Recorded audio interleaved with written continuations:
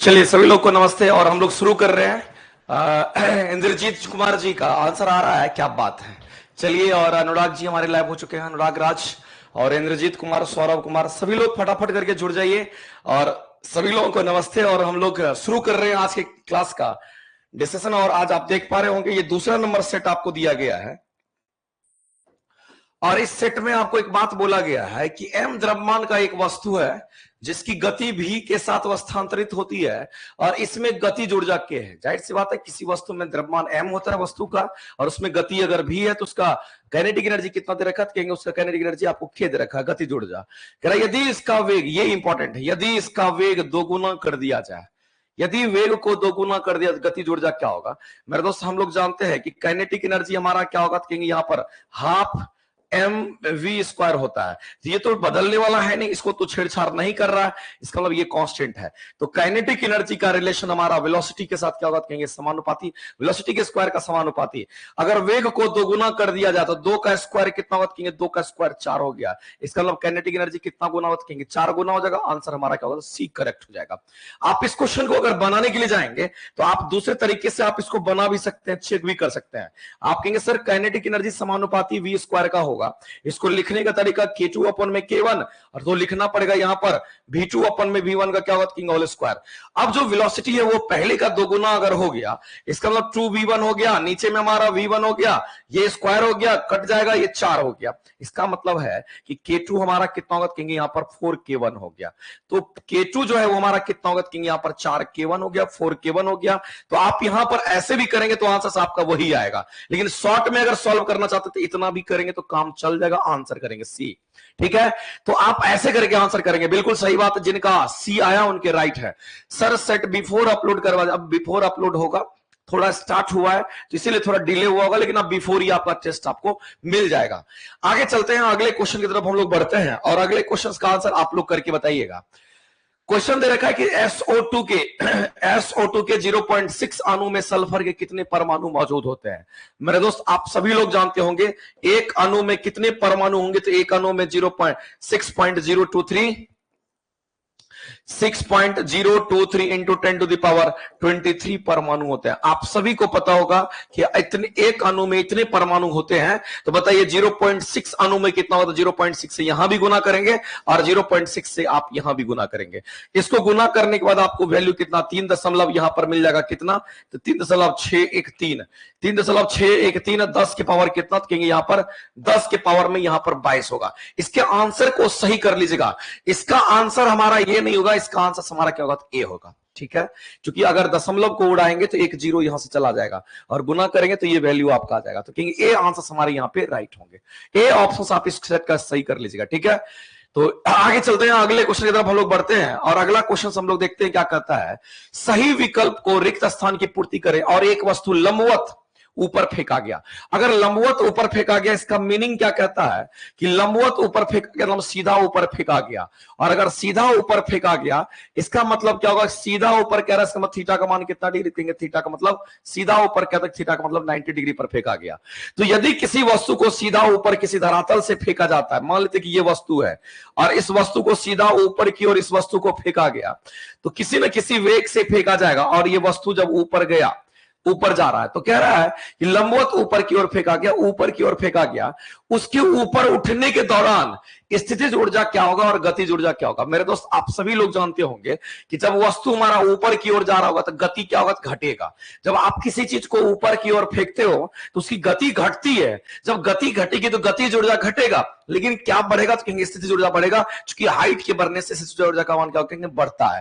तो ध्यान रखेंगे, अगर मान लेते किसी वस्तु को आप फेंके और वस्तु मान लेते कि यहां तक पहुंच पाया, और अगर मान लेते अपने अनुसार मान लेते कि ये हाइट मैक्स है, तो यहां से लेकर के यहां तक का हाइट अगर मान लेते ये मैक्स है, तो यहां जो पोटेंशियल एनर्जी होगा वो आपको क्या मिलेगा, तो कहेंगे ये मैक्स मिलेगा। याद रखना, अगर हाइट मैक्स होगा तो पोटेंशियल एनर्जी भी क्या होगा, तो कहेंगे यहां पर मैक्स होता है। आप इस बात को यहां पर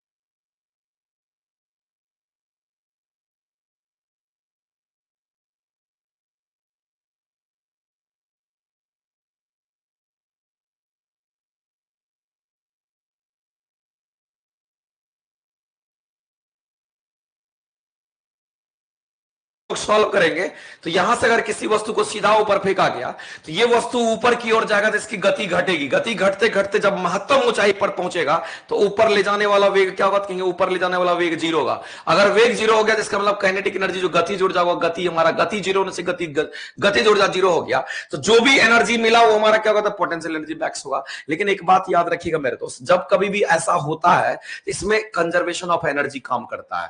इसके किसी भी बिंदु पर आप उठा करके जहां मन करता है वहां उठा करके देख लीजिएगा, इसके किसी भी बिंदु पर जो कुल ऊर्जा होता है, किसी भी बिंदु पर अगर देखेंगे तो कुल ऊर्जा का मान आपको क्या मिलेगा, तो नियत मिलता है।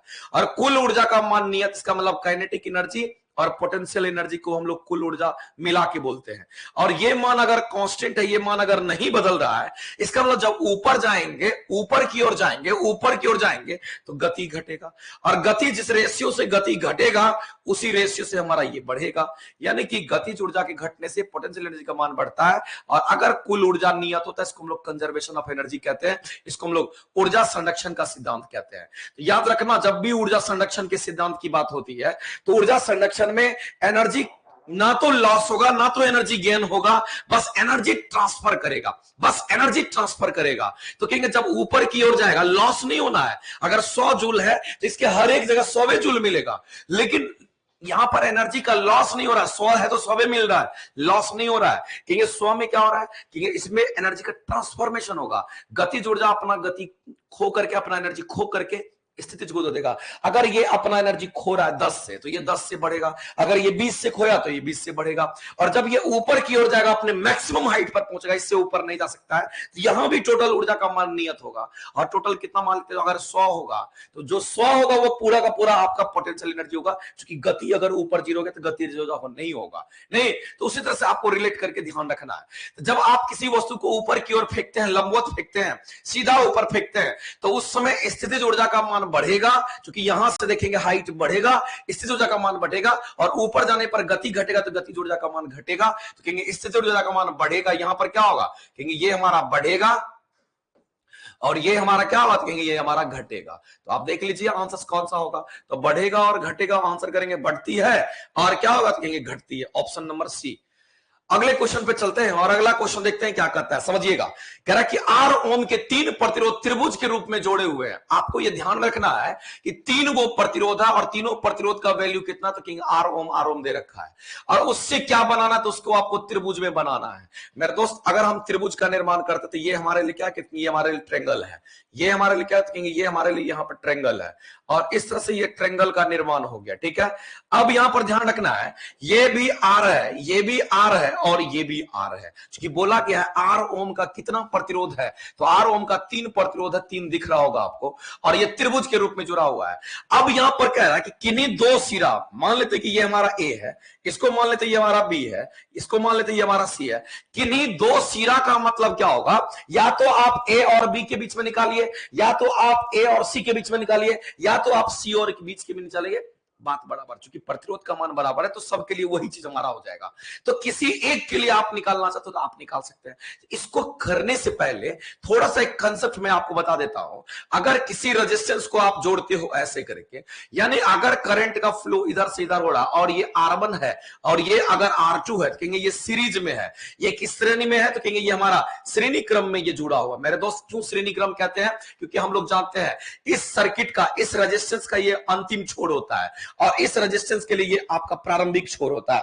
जब रेजिस्टेंस हमारा एक का अंतिम दूसरे का प्रारंभिक से जुड़ा हुआ रहता है, इसका अंतिम है ये वाला तो इसका प्रारंभिक होगा ये वाला, तो एक का अंतिम दूसरे का प्रारंभिक अगर जुड़ा हुआ है वायर में तो हम कहेंगे वो श्रेणी क्रम में है। इधर से इधर जा रहा था इसका अंतिम और इधर से इधर जा रहा था इसका प्रारंभिक। तो अंतिम और प्रारंभिक जब जुड़ेगा तो समझ लेना कि ये श्रेणी क्रम में, इसमें किसी को कोई डॉट नहीं होगा। और श्रेणी क्रम में टोटल रेजिस्टेंस का मान हमेशा क्या होता है, कहेंगे जो टोटल रेजिस्टेंस होगा जैसे जैसे जोड़िएगा टोटल रेजिस्टेंस का मान बढ़ता है। अब देखो, एक तुम्हारा ऐसा भी सर्किट होता है और इस सर्किट की अगर हम बात करते हैं तो इस सर्किट में देखिए क्या दिख रहा है, इसका अगर करंट इधर से इधर जा रहा है तो कहेंगे इस सर्किट में क्या होगा, कहेंगे इस सर्किट में हमारा होगा कि अगर दोनों का सेम है, ये दो सेम पोजीशन है, यानी कि अंतिम पोजीशन और अगर प्रारंभिक पोजीशन अगर सेम अगर तार का जुड़ा हुआ है, यानी दोनों तार का प्रारंभिक सेम है और अंतिम भी सेम है, तो इसको हम लोग समानांतर क्रम कहते हैं।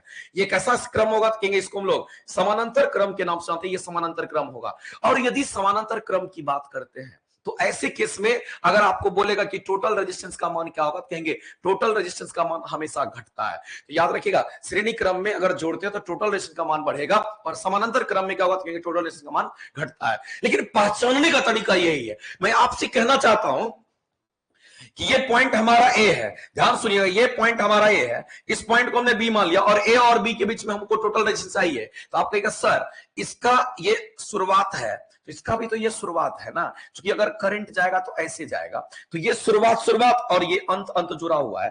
इसका मतलब ये वाला अगर आप इसको एक रेजिस्टेंस मान लीजिए, इसको अगर दूसरा मान लीजिएगा, ये दोनों तो पैरेलल हो जाएगा, बिल्कुल हो जाएगा। लेकिन अगर आप इसको देखेंगे तो ऐसे करके करंट गया, इसका यहां अंतिम हुआ तो इसका यहां शुरुआत हुआ, इसका मतलब ये सीरीज में होगा, इसका मतलब है ये श्रेणी क्रम में होगा। अगर ये श्रेणी क्रम में हो गया तो रेजिस्टेंस टोटल कितना होगा, तो ये आपका 2R हो जाएगा। डायरेक्ट आप जोड़ देते हैं, R जोड़ R। अब यहां पर अगर आप देखेंगे तो आपको क्या मिला, आपको यह मिला कि ऊपर वाला जो रेजिस्टेंस है वो हमारा क्या बन गया, तो कहेंगे ये हमारा 2R बन गया, और नीचे वाला जो रेजिस्टेंस है ये हमारा क्या बना हुआ, कहेंगे यहां पर इस तरह से इसको बना लेंगे, कोई दिक्कत नहीं, आप अपने अनुसार से डिजाइन कर लीजिए। ये कितना, तो कहेंगे ये R है, ऐसे करके। अब यहां पर पॉइंट ए हमारा था और ये पॉइंट हमारा क्या, तो कहेंगे इसको बी है, लेकिन ये कितना होगा, तो कहेंगे 2R हो गया, ये कितना, तो R हो गया। अब समानांतर क्रम में आ गया। अब ये दोनों समानांतर क्रम में, शुरुआत अंत समानांतर क्रम में जुड़ा हुआ है। और एक बात और जानिएगा, जब दो ही रेजिस्टेंस हमारे समानांतर क्रम में जुड़े होते हैं तो आप डायरेक्ट फॉर्मूला लगाते हैं, कौन सा, तो कहेंगे यहां पर R1 R2 divided by R1 plus आप R2 का डायरेक्ट फॉर्मूला लगाते हैं। तो R1 का मान कितना, तो कहेंगे इतना दे रखा है, तो ये आपका 2R, और R2 का मान कितना, तो कहेंगे यहां R दे रखा है, और दोनों का एडिशन कितना होगा, तो कहेंगे 3R हो जाएगा। तो R से R चला गया, इसका मतलब 2/3 कितना होगा, तो कहेंगे R हो जाएगा। यानी कि टोटल रेजिस्टेंस आपको किसी भी दो पॉइंट के बीच में आपका टोटल रेजिस्टेंस कितना मिलेगा, कहेंगे आपका 2/3R मिलेगा, और आपके आंसर हो जाएंगे डी। तो जरूरी नहीं है कि ए और बी में ही मिलेगा, आप बी और सी में निकालिए, आप ए और सी में निकालिए, बात बराबर है। ठीक है, तो ध्यान रखिएगा, क्वेश्चंस को सॉल्व करने का तरीके आपको पास होना चाहिए, पहचानने का तरीका होना चाहिए, बाद में कि सारे क्वेश्चंस आसान होते हैं। आगे चलते हैं, अगला क्वेश्चन मैंने आपको कल भी बताया था फॉर्मूला, और उसी फॉर्मूला पर बेस्ड मैंने क्वेश्चंस भी इसमें डाला है, ताकि एक साथ अगर सीरीज में आप करेंगे क्वेश्चंस को, तो जितने भी आपके इलेक्ट्रिकल का जो भी पोर्शंस है जिसमें आप इलेक्ट्रिसिटी पढ़ते हैं, इलेक्ट्रिसिटी के मुझे नहीं लगता कि इलेक्ट्रिसिटी का कोई क्वेश्चन छूटेगा। बहुत आसान टॉपिक इलेक्ट्रिसिटी होता है, अगर इलेक्ट्रिसिटी को पढ़िएगा उससे आसान टॉपिक पूरे फिजिक्स में कुछ नहीं होता है। तो अगर मैं बात करना चाहता हूं यहां पर, कह रहा है किसी प्रतिरोध के तार को खींच कर कहेगा, तो याद रखना, अगर खींच कर कहता है या फिर अगर आपको यहां पर पिघला करके कहता है, पिघला कर मतलब मेल्ट करवा करके, तो खींच कर बोले या पिघला करके बोले। यदि आपको बोलेगा खींच कर या पिघला करके बोलता है और कहता है कि उसकी लंबाई को अगर 4 गुना कर दिया तो क्या होगा, मेरे दोस्त कंडीशंस है। अगर हम बात करते हैं यहां पर, अगर आपके सामने मैंने कल भी बताया था कि अगर क्वेश्चन में खींच करके बोले और अगर क्वेश्चन में आपको पिघला करके बोलता है कि उसकी लंबाई में वृद्धि करते हैं, तो याद रखिएगा रेजिस्टेंस का फॉर्मूला हमारा कितना होगा, कि रेजिस्टेंस का फॉर्मूला यहां पर n² हमारा R1 लिखेगा। ये किसके लिए, तो कहेंगे ये लंबाई के सेंस में लगेगा। अगर किसी तार को खींच करके या किसी तार को पिघला करके, गर्म करके, मेल्ट करके उसकी लंबाई को अगर बढ़ा रहे हैं, तो वैसे किसमें हम लोग लंबाई के लिए डायरेक्ट इस फॉर्मूले का हम इस्तेमाल करेंगे। आप करके देख लीजिए, पता चल जाएगा। कह रहे कि लंबाई को 4 गुना करना है, अगर लंबाई को बोल दिया 4 गुना करना है, इसका मतलब है मेरे दोस्त इस फॉर्मूला में n की जगह पे 4 रख देना। अगर इस फॉर्मूला में तुम n की जगह पे 4 रखोगे तो 4 का स्क्वायर और गुना में R1 और ये R2 हो जाएगा, और क्या मिल जाएगा इससे, तो कहेंगे ये हमारा 16 गुना R1 हो गया। अब क्वेश्चन में क्या कहता आगे, कह रहा कि प्रारंभिक और अंतिम प्रतिरोध का अनुपात क्या होगा। लोग गलती करता है इसमें, इसलिए यहां गलती नहीं करना है।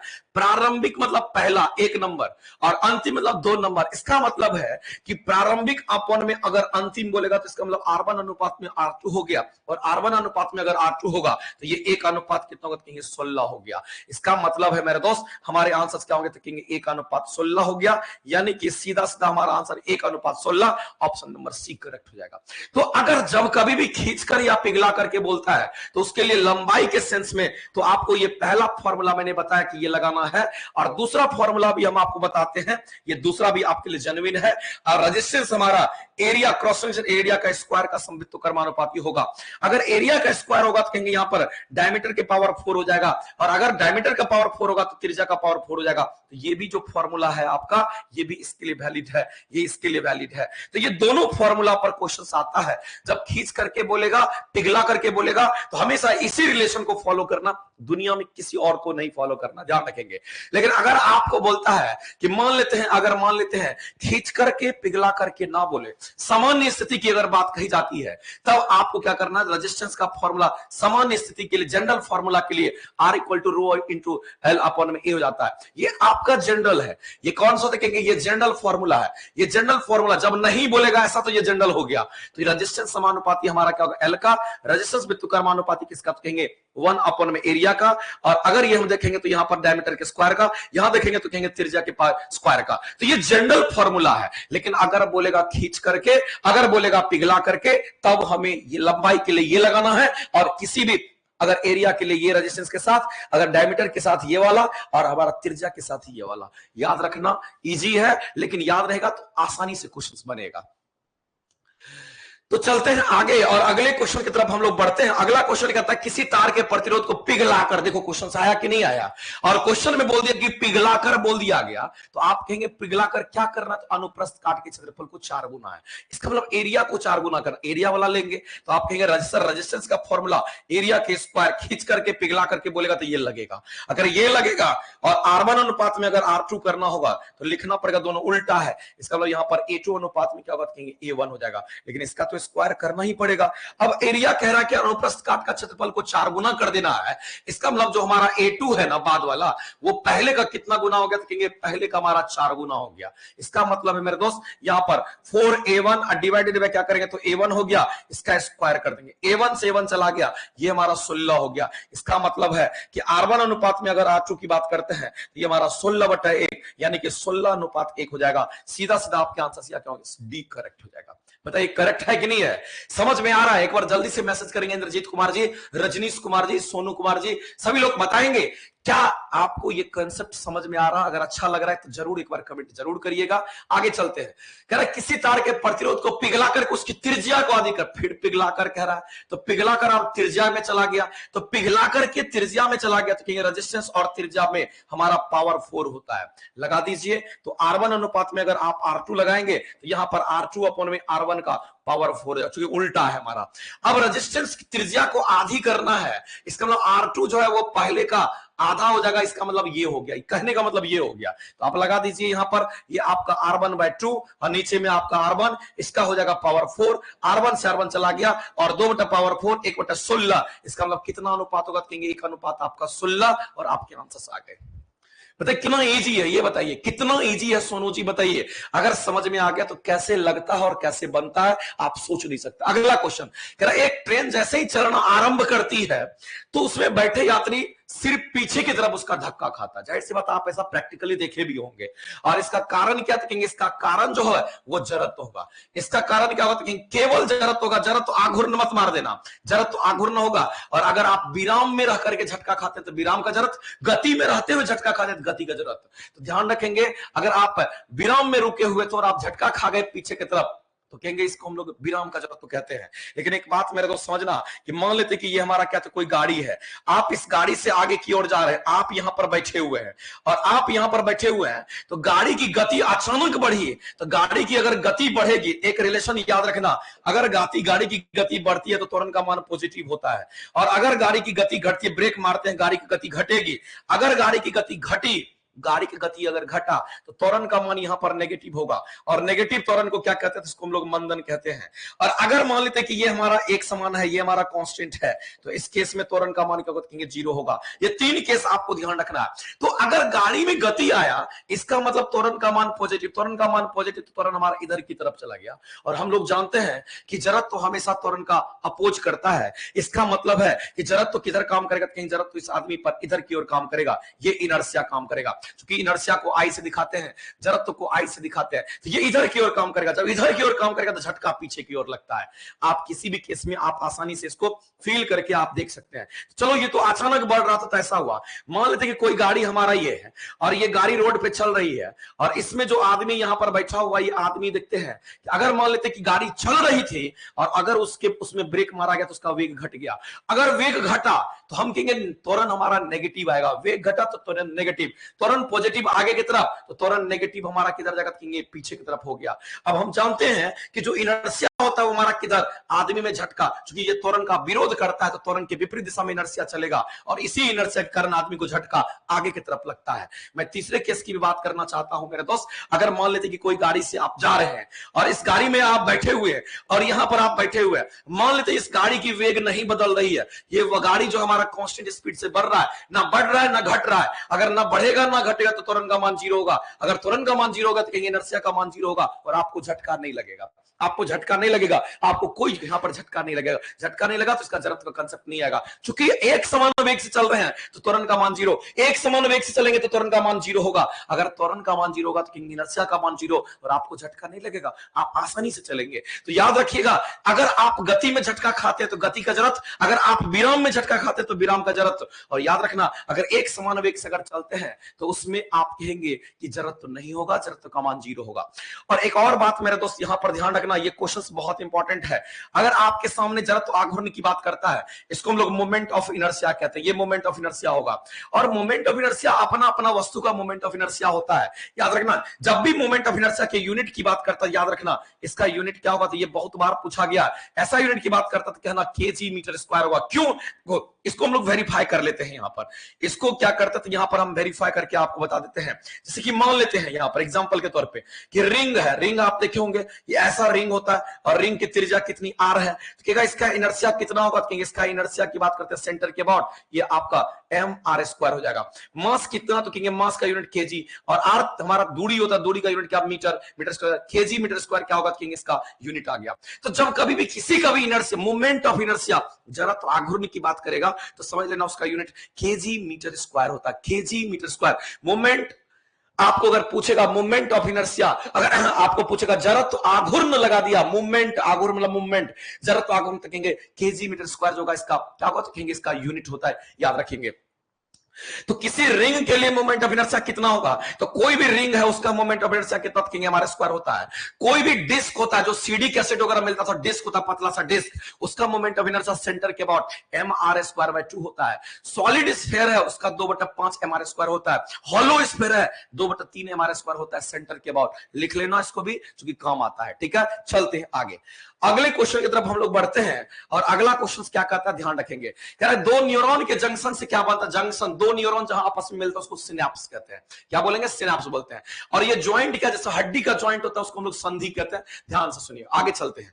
अगला, पालक में कौन सी अम्ल पाई जाती है। अगर हम पालक की बात करते हैं, ये क्वेश्चन बहुत बार पूछा गया है, तो याद रखिएगा, अगर आपसे पालक की बात कर लेता है, यदि अगर आपसे यहां पर टमाटर की बात कर लेता है, यदि पालक की बात करता है, टमाटर की बात करता है, याद रखना इसमें ऑक्जेलिक एसिड पाया जाता है, ये ऑक्जेलिक एसिड होगा। और यही ऑक्जेलिक एसिड हमारे शरीर में कैल्शियम ऑक्जेलेट का निर्माण करता है। यही क्या करेगा, कहेंगे यहां पर कैल्शियम ऑक्जेलेट का निर्माण करता है। और जो कैल्शियम ऑक्जेलेट का निर्माण करती है, कैल्शियम ऑक्जेलेट का निर्माण करता है। और इसी कैल्शियम ऑक्जेलेट के कारण हमारे शरीर में क्या बन जाता है, कहेंगे स्टोन बन जाता है, जिसको हम लोग क्या कहेंगे, जिसको हम लोग पथरी के नाम से कहते हैं। ये पथरी होता है। तो अगर किसी के शरीर में पथरी बन जाता है तो कैल्शियम ऑक्जेलेट के कारण वो पथरी बनता है, बनता है। इसलिए डॉक्टर सलाह देता है कि आप टमाटर और पालक ना खाएं, क्योंकि टमाटर और पालक में प्रचुर मात्रा में कहेंगे क्या पाया जाता है, कहेंगे इसमें ऑक्जेलिक एसिड होता है। तो आपसे पालक में पूछा गया था, कहेंगे कैसा एसिड, तो कहेंगे ऑक्जेलिक एसिड। ऑप्शन नंबर आपका क्या होगा, कहेंगे यहां पर बी ऑप्शन राइट होगा। फॉर्मिक एसिड, चींटी के डंक में, मधुमक्खी के डंक में, बिच्छू के डंक में, चींटी का जो भी डंक होता है उसमें फॉर्मिक एसिड होता है। और यही फॉर्मिक एसिड जो होता है, इसी को न्यूट्रल करने के लिए अगर कोई चींटी का डंक मार दिया, मधुमक्खी डंक मार दिया, अगर छू डंक मार दिया। अगर उस एसिड को न्यूट्रल करना होगा तो आपको क्या करना पड़ेगा, तो उस पर क्षार लगाना पड़ेगा। इसलिए क्षार हमारा क्या होता है, कास्टिंग, जिसको हम लोग बोलते हैं बेकिंग सोडा बोलते हैं, बेकिंग सोडा का लेप लगाते हैं तो वो आराम हो जाता है दर्द से, याद रखिएगा। तो फॉर्मिक एसिड को न्यूट्रल करने के लिए हम लोग बेकिंग सोडा का लेप लगाते हैं, याद रखेंगे। लैक्टिक एसिड आपको जब पता होगा, जितने भी दूध वाले प्रोडक्ट हैं सभी में जो एसिड होता है उसमें लैक्टिक एसिड पाया जाता है, ध्यान रखेंगे। आगे क्वेश्चन दे रखा है कि एम द्रव्यमान एक पिंड पृथ्वी की सतह से पृथ्वी की त्रिज्या के आर दोगुने, कह रहा कि एम द्रव्यमान, यहां पर स्मॉल एम कर लेना, काट करके इसको स्मॉल एम कर लेना मेरे दोस्त, ये स्मॉल एम की बात कर रहा है, ठीक है, कोई दिक्कत नहीं। जहां भी करेक्शन होगा हम कराते चले जाएंगे, इसलिए टेंशन लेने की जरूरत आपको नहीं है, बस और बस प्रॉपर आंसर करना है। अगर कह रहा है कि एम द्रव्यमान का एक पिंड है हमारा, और कह रहा है पृथ्वी की सतह से पृथ्वी की त्रिज्या के आर के दुगुने के बराबर ऊंचाई तक ले जाता है, इसका मतलब ये हुआ, अगर मान लेते कि हमारा क्या था, पृथ्वी है, और पृथ्वी का द्रव्यमान m है, और पृथ्वी की त्रिज्या कितनी है, तो हम लोग जानते हैं कि यहां पर पृथ्वी की त्रिज्या, क्वेश्चन में बोला पृथ्वी की त्रिज्या r मान लेते हैं, ये हमारा पृथ्वी का सतह होता है, इसको हम लोग क्या बोलेंगे, तो ये हमारा पृथ्वी की सतह है। और आप जानते हैं मेरे दोस्त कि पृथ्वी की सतह पर जो g का मान होता है वो कितना, तो कहेंगे ये gm अपॉन में r स्क्वायर, और इसी की वैल्यू हम लोग 9.8 मीटर पर सेकंड स्क्वायर पढ़ते भी है। अब ये क्वेश्चंस क्या कर रहा है कि पृथ्वी की सतह से आपको r नहीं, पृथ्वी की सतह से 2r ऊंचाई पर आपको ले जाना है, जो उसकी त्रिज्या है इसके दुगुने ऊंचाई पर आपको वस्तु को लेके जाना है। तो मान लेते कि वस्तु को आप यहां पे लेके पहुंच गए। अब आपसे पूछा गया कि वस्तु को आप यहां से पृथ्वी की सतह से दोगुनी ऊंचाई, यानी कि त्रिज्या का दोगुना ऊंचाई, इसका मतलब ये अगर r है यहां से यहां 2r होगा, ये तो आपसे कहा जा रहा है कि बताइए अगर ऐसा करते हैं, अगर पृथ्वी की सतह से वस्तु को यहां से यहां लेकर के आते हैं, तो बताइए स्थितिज ऊर्जा में परिवर्तन कितने का होगा। मेरे दोस्त परिवर्तन तभी होगा ना जहां यहां का स्थितिज ऊर्जा और यहां का स्थितिज ऊर्जा दोनों को घटा देंगे तो परिवर्तन पता चलेगा। तो सबसे पहले तो आपको इस सतह का स्थितिज ऊर्जा पता होना चाहिए। अगर इस सतह का स्थितिज ऊर्जा पता करते थे, सतह का पोटेंशियल एनर्जी कितना होगा, तो कहेंगे पोटेंशियल एनर्जी का फॉर्मूला तो एक को लगता है mg इंटू एच लगता है। यहां पर मास नहीं बदलेगा, g हमारा वही है, और h की अगर बात करते हैं यहां से यहां कितना, तो सेंटर से यहां तक का कितना, तो कहेंगे r है, तो ये कितना, तो कहेंगे यहां पर mg इंटू r हमारा पोटेंशियल एनर्जी है, कहां, तो पृथ्वी की सतह पर।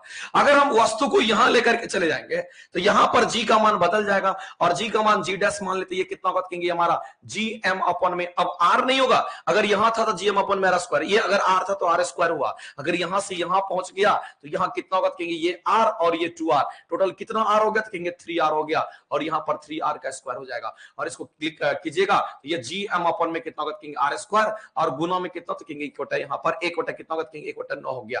इसका मतलब ये हो गया, अगर आप इसको गौर से देखिएगा तो पता चलेगा कि gm अपॉन में जो r स्क्वायर है, इसको तो हम लोग g कह रहे हैं, ये तो g डैश निकल रहा है, इसका मतलब कहीं ना कहीं यहां पर वैल्यू क्या है, तो कहेंगे g/9 यहां पर आ गया आपको g डैश का मान। अब मैं आपसे ये कहना चाहता हूं कि यहां का पोटेंशियल एनर्जी हमारा mgr है, तो यहां का भी तो पोटेंशियल एनर्जी निकलेगा ना, तो यहां का पोटेंशियल एनर्जी कितना होगा, कहेंगे यहां का मान लेते ये कितना, फॉर्मूला हमारे लिए वही होगा mg इंटू एच, लेकिन मास भी हमारा वही होगा। अब g नहीं होगा, g डैश बचूंगी, यहां का g डैश मान निकाला, और g डैश कितना निकला, तो कहेंगे g/9 निकला है, और हाइट कितना होगा, तो कहेंगे यहां से यहां तक हाइट कितना हो गया, तो यहां से यहां तक का हाइट चेंज, यहीं से यहां तक में पूछा गया, ये हाइट आपका 2r होगा, तो ये आपका कितना होगा, तो कहेंगे 2r हो गया। तो इसको अगर क्लेरिफाई करेंगे तो ये कितना हो जाएगा, नहीं पोटेंशियल एनर्जी में अगर अंतर देखेंगे तो कितने का आएगा, तो यहां से यहां तक का अंतर देखना पड़ेगा, और यहां से अगर यहां तक का अंतर देखेंगे तो ये आपका कितना होगा, कहेंगे यहां पर 3r हो जाएगा, और 3r करेंगे तो ये 1/3 और ये mg इंटू r हो जाएगा। अब अंतर अगर पाना है तो इन दोनों में अंतर कैलकुलेट कीजिए ना, तो यहां से इसको घटा दीजिए, तो अगर आप mgr माइनस 1/3 mgr अगर कर देते हो तो ये वैल्यू कितना आएगा, कहेंगे आपका 2/3 mgr आपका निकल करके आ जाएगा। नहीं तो आप इसमें से इसको घटाएंगे तो ये आपका डायरेक्टली आप लिख सकते हैं 2/3 mg इंटू r हो जाएगा। तो ये पोटेंशियल एनर्जी परिवर्तन हुआ, चेंज इसमें इतने का हुआ, तो आपके आंसर करेंगे तो डी ऑप्शन आपके राइट हो गए, ऑप्शन डी आपके करेक्ट हो गए। समझ में आ गया होगा, नहीं आया होगा एक बार जरूर वीडियो देख लेना, दोबारा से आ जाएगा समझ में। अगला क्वेश्चन ग्राफिकल क्वेश्चन है, और अगर लगातार आप पढ़ रहे हो तो ऐसे क्वेश्चन ग्राफ के इजी में बन जाएंगे। कह रहा किसके किसके बीच में ग्राफ है, तो वेग और समय ग्राफ है, इधर वेग है इधर समय है, ये टाइम का एक्सिस है ये वेग का एक्सिस है। अब कह रहा कौन सा मंदन को प्रदर्शित करता है। मेरे दोस्त एक बात मैंने आपको बताया था कि ये हमारा ग्राफ है, आप इसमें देखिए v और t हमारा एक्सिस है, ये हमारा एक्सिस होता है, ये एक्चुअली में ये ग्राफ है। आप देखेंगे गौर से, तो ये ग्राफ है, तो ये ग्राफ का रीजन ए बी, बी से सी, सी से डी। अगर इस ग्राफ को अगर आप देखते हैं गौर से, तो ए से बी में अगर हम जा रहे हैं तो क्या हो रहा है, बी से सी में जाएंगे तो सी से डी में, ए से बी में अगर जाएंगे तो समय तो हमेशा बढ़ता है, और ए से बी में क्या होता है, कहेंगे वेग बढ़ रहा, ऊपर जा रहा है तो वेग बढ़ रहा, ऊपर जा रहा वेग बढ़ रहा है। अगर वेग बढ़ेगा, मैंने आपको बोला था, मैंने आपको यह बात बोला था, अगर वेग बढ़ेगा तो त्वरण का मान क्या होगा, कहेंगे त्वरण का मान यहां पॉजिटिव होगा। अगर वेग घटेगा तो त्वरण का मान क्या होगा, कहेंगे यहां पर नेगेटिव होगा, और नेगेटिव त्वरण को ही मंदन कहते हैं, ध्यान रखेंगे। और अगर ये भी मैंने बोला, अगर वेग एक समान होगा, वेग कांस्टेंट होगा, तो त्वरण का मान क्या होगा, कहेंगे 0 होगा। ये 3 टर्म ध्यान रखना है। अब बताइए, इस केस में तो वेग बढ़ रहा है, जब वेग बढ़ रहा है, ऊपर जा रहा है, वेग बढ़ रहा है, और जब वेग बढ़ेगा तो इसमें त्वरण का मान क्या होगा, कहेंगे त्वरण का मान यहां पर पॉजिटिव हो गया। अब यहां पर इस रीजन में अगर आप देखेंगे तो वेग एक समान है, वेग एक समान, ना बढ़ रहा है ना घट रहा है, वेग एक समान होगा। अगर वेग एक समान, वेग कांस्टेंट हो गया, तो ऐसे केस में त्वरण का मान यहां पर 0 हो जाएगा। अगर इस केस में देखेंगे तो नीचे आ रहा ग्राफ, ग्राफ नीचे आ रहा, नीचे आ रहा, टाइम बढ़ रहा है, टाइम बढ़ रहा है, टाइम बढ़, यहां से यहां टाइम बढ़ रहा है, और ग्राफ नीचे आ रहा है, तो यहां पर हम देख रहे हैं कि हमारा वेग घट रहा है, नीचे आ रहा, वेग घट रहा है। अगर वेग घटा, अगर वेग घटा तो त्वरण का मान क्या होगा, कहेंगे अगर वेग घटा तो त्वरण का मान यहां पर नेगेटिव हो गया, और नेगेटिव त्वरण को ही हम लोग क्या कहते हैं, तो मंदन कहते हैं। मेरे दोस्त, आपसे क्वेश्चन पूछा गया था, मंदन का कौन सा रीजन होगा, तो मंदन का रीजन ये होगा, सी से डी में होगा। आपके आंसर सी करेक्ट हो जाएंगे। तो ग्राफिकल क्वेश्चंस को भी बनाने के लिए आपको आना चाहिए, कंसेप्ट पता रहेगा तो इजी वे में डायरेक्ट बनेगा, कोई दिक्कत वाली बात आपको नहीं है। मैंने आपको फिर से मैं आपको बता देता हूं, ये जो मैंने टेस्ट सीरीज लाया है, ये उन बच्चों के लिए मैं लाया है जो एएलपी की तैयारी करना चाह रहे हैं, जिनका मकसद है कि हमको एएलपी ड्राइवर बनना है, या अदर किसी भी एग्जाम के लिए अगर करेंगे तो साइंस आपको बेहतर हो जाएगा। तो मैं उन बच्चों को कहना चाहते हैं, अगर आप द प्लेटफॉर्म ऐप पे, ये नया सेशन शुरू हुआ है, कल इसका पहला क्लास, आज इसका दूसरा क्लास हो रहा है। अगर आप न्यू स्टूडेंट हैं तो द प्लेटफॉर्म ऐप पे जाकर के आप देखेंगे, आपको सुपर सेलेक्टिव करके 20 क्वेश्चंस है, जिसमें आपके फिजिक्स का वेटेज रहेगा, केमिस्ट्री का भी रहेगा, बायोलॉजी, केमिस्ट्री और बायोलॉजी एक एक क्वेश्चन या 2-2 क्वेश्चन आपको मिलेगा। लेकिन ईडी का क्वेश्चन, इंजीनियरिंग ड्राइंग के भी क्वेश्चन हमने इसमें लगभग 3 से 5 के बीच में, मिनिमम 3 और मैक्सिमम 5 हम क्वेश्चंस रखेंगे, ताकि अभी से आपको इंजीनियरिंग ड्राइंग का जो डर है वो खत्म हो जाएगा। आपके अंदर जो डर है न्यूमेरिकल क्वेश्चन सॉल्व करने का वो खत्म हो जाएगा। आपके अंदर जो डर है कंसेप्चुअल क्वेश्चंस आते हैं एलपी में, वो सब खत्म हो जाएगा। और उसी पैटर्न पर मैंने ये टेस्ट शुरुआत किया है, ठीक है, ध्यान रखें। अगर टेस्ट आपका लेट अपलोड होता है तो अब आगे चल करके ये सब सही हो जाएगा, ठीक है, टेंशन नहीं लेना है। अगला क्वेश्चन का आंसर करके बताएंगे। कह रहा है कि जब एक पत्थर के टुकड़े को ऊपर की ओर फेंका जाता है, जब ऊपर की ओर बोल देगा तो समझ लेना थीटा का मतलब 90 डिग्री के कोण पर इसको ऊपर फेंका गया। तो सबसे पहले ऊपर की ओर फेंका जाए तो वो फर्श बना लीजिए, और इस फर्श से पत्थर के टुकड़े को ऊपर यू वेग से फेंक दिया गया। अब कह रहा कि वह 19.6 मीटर तक की ऊंचाई तक जाता है, ये बोला है। इसका मतलब इससे ऊपर नहीं जाएगा। इसका मतलब ये जो हाइट आपको दे रखा है, ये हाइट आपका मैक्स दे रखा है, और ये कितना, तो 19.6 मीटर की ऊंचाई आपको दे रखी है। यानी कि वस्तु यहां पर जाकर के क्या होगा, तो रुक जाएगा, इससे ऊपर नहीं जाएगा। तो इसमें इसकी वेलोसिटी क्या होगी, तो कहेंगे 0 हो जाएगा। अब आप देख लीजिए, आपको प्रारंभिक वेग पूछा गया है, वन डायमेंशनल मोशन है, मोशन अगेंस्ट ग्रेविटी है, ग्रेविटी हमेशा नीचे काम करता है और मोशन ऊपर हो रहा है। तो मोशन अगेंस्ट ग्रेविटी के लिए फॉर्मूला यहां पर v square equal to u square minus में 2gh होगा, क्योंकि मोशन अगेंस्ट ग्रेविटी में नेगेटिव हमारा लगता है। अगर हम बात करते हैं कि अगर मान लेते कि वेलोसिटी का मान 0 हो गया, तो कहेंगे यहां पर u स्क्वायर 2g इंटू, अब h नहीं होगा, ये h मैक्स होगा। याद रखना, मैक्सिमम हाइट पर पहुंचता है, महत्तम ऊंचाई पर पहुंचेगा तो वेग 0 होता है, इसलिए मैक्सिमम हाइट के लिए वेग का मान क्या होगा, कहेंगे अंतिम वेग का मान 0 होता है। और यहां से अगर u का मान अगर पूछेगा तो आप फॉर्मूला लगा देंगे, √2g इंटू h मैक्स हो जाएगा। और आप कहिए, बताइए, यहां पर 2 हो गया, g का मान 9.8 हो गया, और किस हाइट पर गया मैक्सिमम हाइट, तो 19.8 यहां पर 6 हो गया। ये दोनों गुना करेंगे तो 19.6, 19.6 गुना में 19.6, इसका रूट के अंदर बाहर निकलेगा तो 19.6 आपका क्या होगा, कहेंगे इतना मीटर पर सेकंड के प्रारंभिक वेग से उसको फेंका गया होगा, तब जाकर के 19.6 का वो हाइट, मैक्सिमम हाइट प्राप्त किया होगा। आंसर करेंगे इस क्वेश्चन का, क्या होगा, कहेंगे प्रारंभिक वेग हमारा ऑप्शन नंबर सी करेक्ट हो जाएगा। तो क्वेश्चंस को बनाने का बस और बस आपको अप्रोच पता होना चाहिए। आगे अगर हम लोग बात करते हैं, यहां पर दे रखा है रिस्क, रिक्सिया की बात करते हैं, किस श्रेणी के अंतर्गत आता है, तो रिक्सिया हो गया, मर्केंसिया हो गया, ये सब हमारे ब्रायोफाइट्स हैं। ये हमारे क्या तो कहेंगे ब्रायोफाइट्स हैं। याद रखना ब्रायोफाइट्स जो हमारा होता है, इसको हम लोग क्या बोलते हैं, ये हमारा प्लांट का उभयचर कहलाता है। याद रखना कि हमारा प्लांट का क्या है तो कहेंगे ये हमारा प्लांट का उभयचर कहलाता है, इसको हम लोग प्लांट का उभयचर कहते हैं। और याद रखना जो ब्रायोफाइट्स होता है इसमें जाइलम और फ्लोएम हमारा डेवलप नहीं होता है। ब्रायोफाइट्स हो गया, थाइलोफाइट्स हो गया, इसमें कहेंगे ये आपका डेवलप नहीं होता है। तो याद रखेंगे अगर आपको थैलोफाइटा की बात करता है, अगर आपसे थैलोफाइटा की बात कर, यहां पर ध्यान रखना कि ब्रायोफाइट्स के जो नाम होंगे वो कौन कौन से होंगे, तो आप कहेंगे यहां पर जैसे कि आपको दे दिया है रिक्सिया की बात कर लिया है, ये रिक्सिया हो गया। अगर आपसे यहां पर मर्केंसिया की बात करता है, अगर आपसे मर्केंसिया की अगर बात करता है, मर्केंसिया की बात कर, रिक्सिया हो गया, मर्केंसिया की अगर बात करता है, तो ये सब हमारा रिक्सिया हो गया, मर्केंसिया हो गया, सब हमारा ब्रायोफाइट्स होते हैं।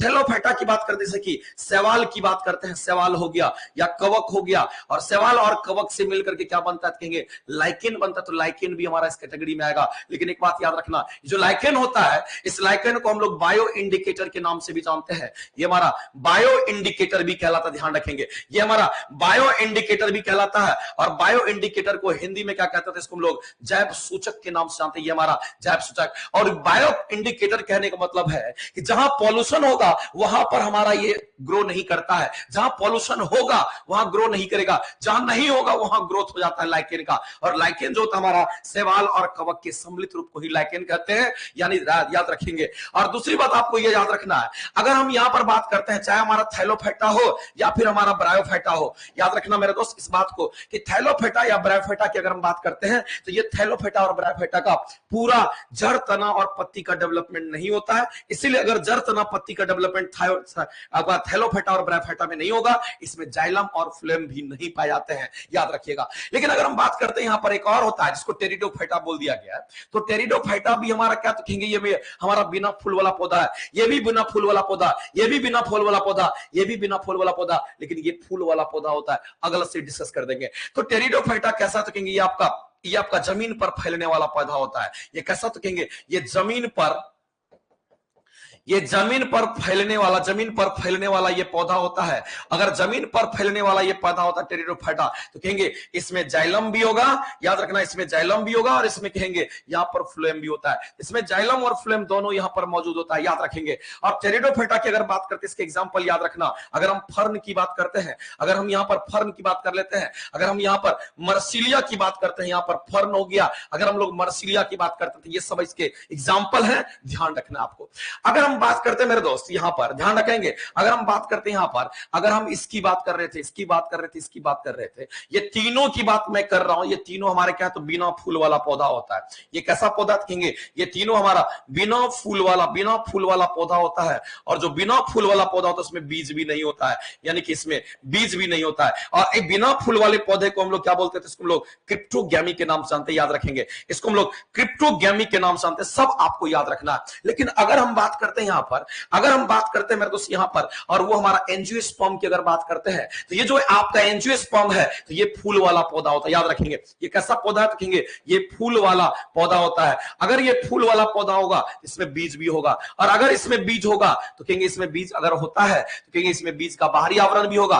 अगर बीज होगा तो इस बीज का बाहरी आवरण भी होता है। तो अगर आपसे आवृत्ति बीजी कह दिया गया, इसका मतलब उसमें उसका बीज का बाहरी आवरण होता है, और उसी को हम लोग क्या कहेंगे एंजियोस्पर्म कहते हैं। एक हमारा जेमिनोस्पर्म होता है जिसको अनावृत बीजी कहते हैं, उसके बीज के बाहरी आवरण नहीं होते हैं। तो याद रखेंगे एंजियोस्पर्म में बीज का बाहरी आवरण होता है। एक अनावृत बीजी होता है जिसमें बीज का बाहरी आवरण नहीं होता है। जैसे एग्जांपल देखिएगा अनावृत बीजी का, तो हम कहेंगे चीर हो गया, देवदार हो गया, स्प्रूस हो गया, साइकस हो गया, पाइन हो गया, पाइनस हो गया, ये सब हमारे क्या है कहेंगे इस हमारा जेमिनोस्पर्म के पौधे अनावृत बीजी है। उसके बीज का बाहरी आवरण नहीं हो, बीज तो होता है लेकिन उसके बीज का बाहरी आवरण नहीं होता अनावृत बीजी का। लेकिन जिसके बीज के बाहरी आवरण होंगे उसको आवृत बीजी की कैटेगरी में हम लोग रखते हैं। तो ये रिक्सिया की बात कर रहे थे, रिक्सिया मर्केंसिया जो हमारा होता है ये हमारा ब्रायोफाइट्स है। आंसर करेंगे ए। अगले क्वेश्चन की तरफ हम लोग बढ़ते हैं। तो और अगले क्वेश्चन की तरफ बढ़ते हैं। अगला क्वेश्चन क्या कहता है, कह रहा है एक उपग्रह जो है 90 मिनट में, कह रहा है 90 मिनट में पृथ्वी की परिक्रमा कर लेता है।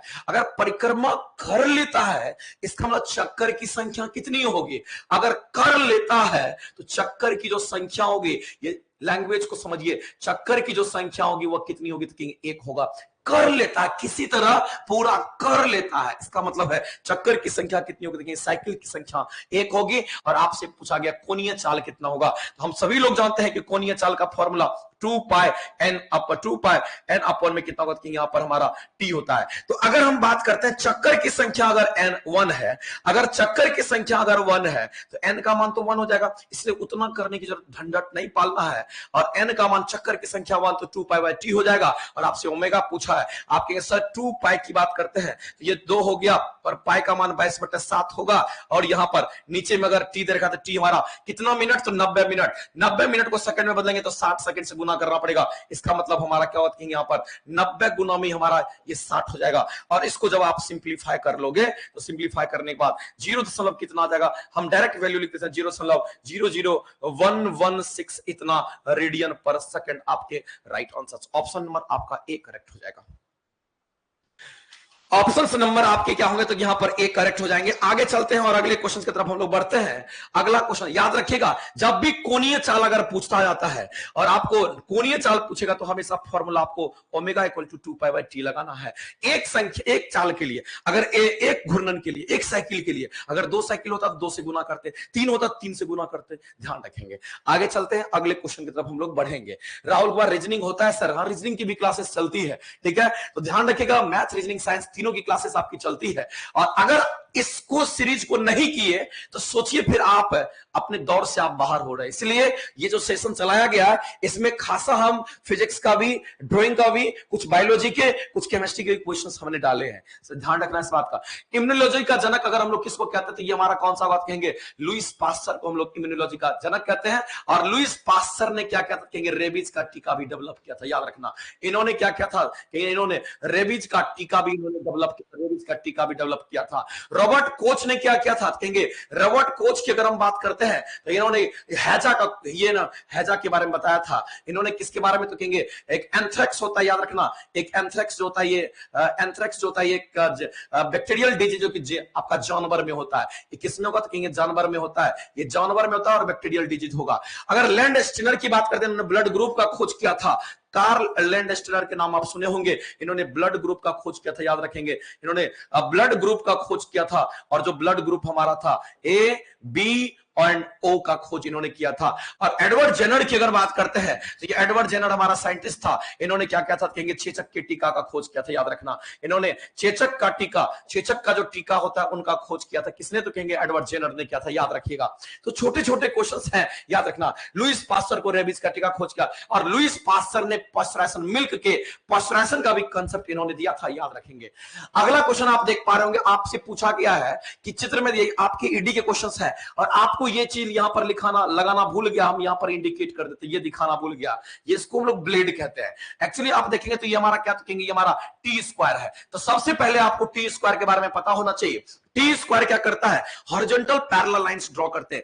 केवल और केवल हॉरिजॉन्टल पैरेलल लाइंस ड्रॉ करने के लिए आप टी स्क्वायर का इस्तेमाल करते हैं। ये क्या करता है, तो कहेंगे ये आपका केवल हॉरिजॉन्टल पैरेलल लाइंस ड्रॉ करता है। इससे आप कर सकते हैं केवल हॉरिजॉन्टल, ध्यान रखेंगे, केवल आप यहां से हॉरिजॉन्टल पैरेलल, केवल हॉरिजॉन्टल पैरेलल, केवल हॉरिजॉन्टल पैरेलल लाइंस को आप ड्रॉ कर सकते हैं यहां पर टी स्क्वायर से। तो यहां पर ध्यान रखना है, इसको हम लोग ब्लेड कहते हैं। ये हमारा क्या कहेंगे, ये हमारा यहां पर ब्लेड होगा। आंसर करेंगे ब्लेड। लेकिन अगर बोलता कि ये वाला जो पोर्शन है, अगर बोलता कि ये वाला क्या है, अगर ये वाला अगर पूछता कहते, अगर ये वाला पूछता, इसको हम लोग वर्किंग एज कहते हैं। इसको हम लोग क्या कहेंगे, तो ये हमारा ये वाला एज को वर्किंग एज कहते हैं। ये हमारा क्या कहेंगे, यहां पर हमारा वर्किंग एज कहलाता है। ये हमारा वर्किंग एज होता है। इसी पर रख करके इसको ऊपर नीचे स्लाइड करते हैं और लाइन खींचते हैं। हॉरिजॉन्टल पैरेलल, ये हमारा स्लॉट में फंसा हुआ रहता है, इसको ऊपर नीचे ही स्लाइड कर सकते हैं, घुमा नहीं सकते हैं, और ऊपर नीचे स्लाइड करेगा। आप हॉरिजॉन्टल पैरेलल लाइंस केवल ड्रॉ करते हैं। याद रखिएगा, आपसे बीच वाला पोर्शन पूछा था, आंसर करेंगे ब्लेड। अगर किनारा वाला पूछता तो कहते कार्यकारी एज होता। और अगर हम लोग इसकी बात करते हैं, इसको हम लोग क्या बोलते हैं, इसको हम लोग हेड बोलते हैं। ये हमारा क्या होता है, इसको हम लोग यहां पर हेड बोलते हैं। ध्यान रखना। और ये कितने डिग्री पर होगा, तो कहेंगे 90 डिग्री पर मुड़ा हुआ रहता है। आगे चलते हैं और अगले क्वेश्चन की तरफ हम लोग बढ़ते हैं। और अगला क्वेश्चन हमारा क्या कहता है, समझिएगा। अगला आपको दे रखा कि नीचे दिए गए उपकरण का नाम, आप सभी लोग बच्चे में इसका इस्तेमाल करते होंगे। ये प्रोटेक्टर है, चांद है, एंगल का मेजरमेंट करता है, तो सीधा सीधा कहेंगे सर ये तो चांदा है, प्रोटेक्टर है, कोई दिक्कत वाली बात नहीं है। अगर हम लोग उससे बात करता है कि सर स्केल क्या होता है, मेरे दोस्त अगर आपसे स्केल की बात करता है तो याद रखिएगा, स्केल में अगर हम लोग देखेंगे तो स्केल हमारा कौन कौन सा होगा, तो याद रखना, एक तो हमारा प्लेन स्केल होता है, दूसरा स्केल की अगर हम बात करते हैं तो ये हमारा डायगोनल स्केल होता है। ये कैसा होगा, कहेंगे ये हमारा डायगोनल स्केल होता है। और तीसरे स्केल की अगर हम बात करते हैं तो ये हमारा क्या होगा, कहेंगे वर्नियर स्केल भी होता है सर, ये वर्नियर स्केल भी होता है। और अगर चौथे की बात करते हैं तो स्केल ऑफ कॉर्ड भी होता है सर, ये स्केल ऑफ कॉर्ड भी होता है। तो याद रखिएगा, आपको इनके बारे में डिटेल पढ़ना पड़ेगा स्केल को, तब जाकर के plane scale, diagonal scale, vernier scale, scale of chord आपको समझ में आएगा। पूरा आपको थ्योरी इसका पढ़ना पड़ेगा, तब जाकर के इसके बारे में समझ में आएगा। तो स्केल हमारा प्लेन स्केल भी होगा, डायगोनल स्केल भी होगा, वर्नियर भी होगा, स्केल ऑफ कॉर्ड भी होगा। स्केल ऑफ कॉर्ड का इस्तेमाल हम लोग एंगल को मापने के लिए करते हैं स्केल से। तो ये सब हम लोग पढ़ेंगे और बारीकी से इसको समझेंगे जब हम लोग यहां पर क्लास शुरू करेंगे आपका इंजीनियरिंग ड्राइंग का। बेहतरीन कंसेप्ट के साथ बेहतरीन चीज आपको हम सिखाएंगे ड्राइंग में। अगर बात करते हैं सेट स्क्वायर का, तो याद रखिएगा हमारे ड्राइंग में दो ही सेट स्क्वायर यूज होता है, एक तो हमारा 30 डिग्री और एक हमारा 30 degree 60 degree set square use होता है। एक 30 degree 60 degree set square use होगा, और दूसरा हमारा कौन सा कहेंगे, यहाँ पर 45 डिग्री और 45 डिग्री का सेट स्क्वायर हमारा इस्तेमाल होता है। ये दो ही सेट स्क्वायर का हम लोग इस्तेमाल करते हैं। और 30 डिग्री 60 डिग्री सेट स्क्वायर से 90 डिग्री तक का कोण माप सकते हैं, और 45 से भी हम लोग 90 डिग्री का कोण माप सकते हैं। ये हमारा सेट स्क्वायर होता है जो कि एंगल का मेजरमेंट करता है, याद रखेंगे। अगर हम लोग आगे बढ़ते हैं और अगले क्वेश्चन की तरफ बढ़ते हैं, इजी क्वेश्चन था। अगला क्वेश्चन दे रखा है कि नीचे दिए गए में फ्रेंच कर्व किसको बोलते हैं। मतलब तो फ्रेंच कर्व कहने का मतलब होता है जिससे आप स्मूथ कर्व ड्रॉ कर सकते हैं। कहने का मतलब यह है कि फ्रेंच कर्व से आप क्या करेंगे, तो कहेंगे फ्रेंच कर्व से आप क्या करेंगे, तो यहां पर स्मूथ कर्व का स्मूथ कर्व आप दिखा सकते हैं। तो फ्रेंच कर्व से आप स्मूथ कर्व को डिजाइन कर सकते हैं। स्मूथ कर्व आप दिखाने के लिए, स्मूथ कर्व ड्रॉ करने के लिए आप फ्रेंच कर्व का इस्तेमाल करते हैं। आप बचपन में देखते होंगे जब प्रैक्टिकल बॉक्स खरीद के लाते होंगे तो उस प्रैक्टिकल बॉक्स में आप देखते होंगे ऐसा शेप का बना हुआ रहता है। और फ्रेंच कर्व कहने का मतलब है आप आंख बंद कर लीजिए और आप क्या कीजिए कि उसमें अपना पेंसिल फंसा दीजिए, तो पेंसिल आपका ऐसे से घूमेगा, ऐसे से पेंसिल घूमेगा। आप स्मूथ कोई भी कर्व आप ड्रॉ कर सकते हैं। तो स्मूथली अगर आप कर्व ड्रॉ करते हैं उसी को फ्रेंच कर्व बनते हैं। तो ये हमारा फ्रेंच कर्व का सिंबल होता है। ऑप्शन नंबर 12 सी हो जाएगा। ये 45 डिग्री का सेट स्क्वायर होता है, ये हमारा प्रोटेक्टर होता है, ये हमारा स्टील रूल होता है जिससे हम लोग इंची कहते हैं। आगे चलते हैं मेरे दोस्त और अगले क्वेश्चन की तरफ हम लोग बढ़ते हैं। अगला समानांतर रेखाओं की रचना करने के लिए किसकी सहायता की जाती है। सेट स्क्वायर, टी स्क्वायर तो आप कह सकते हैं आंसर होगा ही होगा। दूसरा अगर सेट स्क्वायर की बात करते हैं तो ये भी हमारा यूज हो सकता है। तो इस सेट स्क्वायर हमारा कुछ ऐसा होगा, मान लेते कि ये हमारा क्या तो कहेंगे यहां पर, ये हमारा यहां पर क्या तो कहेंगे, ये हमारा यहां पर सेट स्क्वायर, ऐसे करके सेट स्क्वायर बना दिए। तो ये एक हमारा ये होगा, एक हमारा ये होगा। इन दोनों के कॉम्बिनेशन से हम लोग क्या कर सकते हैं, तो यहां पर पैरेलल लाइंस को आसानी से यहां पर ड्रॉ कर सकते हैं, ऊपर नीचे लगा करके पैरेलल। तो ये भी हमारा कर सकता है, क्योंकि युग्म दिया तो दोनों का जोड़ा बना करके हम लोग पैरेलल लाइन को ड्रॉ कर सकते हैं। मिनी ड्राफ्टर की अगर बात करते हैं ना, तो मिनी ड्राफ्टर से आप हॉरिजॉन्टल लाइंस, आप vertical lines, parallel lines, incline lines, आप कोई भी लाइन ड्रॉ करने के लिए आप इसका इस्तेमाल कर सकते हैं। इसलिए ये भी हो जाएगा, इसलिए आंसर करेंगे डी ऑप्शन आपके यहां पे राइट हो जाएंगे। तो क्वेश्चंस इजी आते हैं। अगर थ्योरी पढ़ा हुआ रहेगा ना तो दुनिया का कोई ताकत नहीं आपको रोक सकता है क्वेश्चंस बनाने से। इसलिए अभी से इतना यूज्ड टू हो जाइए कि आपके फिजिक्स का या साइंस का जो आपको डर लग रहा है वो डर आपका भाग जाए। ईडी से जो डर लग रहा है वो ईडी का डर भाग जाए और आप बनिए हीरो। और आपको हीरो बनाने के लिए हम तैयार हैं, और चाहे जो भी मेहनत करना पड़े हम आपके साथ करेंगे। और हम चाहेंगे कि आप जितने लोग जुड़े हैं सभी लोग बेहतरीन तरीके से इस सेशन को एंजॉय करेंगे। और हम चाहेंगे कि जो लोग नहीं भी जुड़े हैं वो लोग जुड़िए, और तभी आपको बेनिफिट यहां पर देखने को मिलेगा। ठीक है, मिलते हैं हम लोग कल। आज की क्लास को यहीं पर हम लोग बंद करते हैं और फिर मिलते हैं कल अपने टाइम पे। ओके, धन्यवाद। हेलो।